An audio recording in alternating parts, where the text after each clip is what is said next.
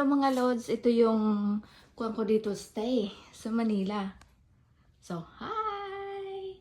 So, ito yung sea residence ng Cyrel. Dito malapit sa MOA, malapit sa airport.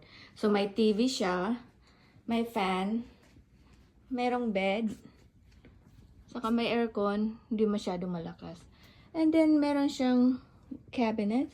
And then, if we go outside,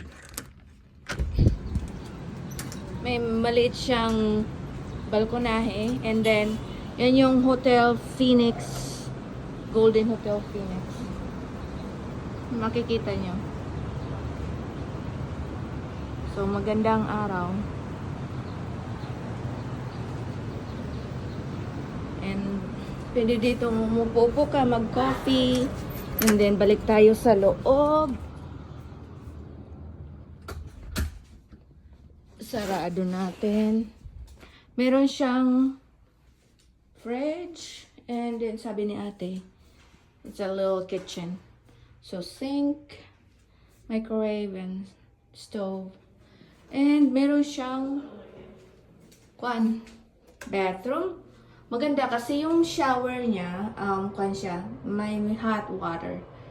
So, may heater. So, mas maganda. Kaya lang, ito, pag binuksan mo, tumutulo siya sa baba. Ayan.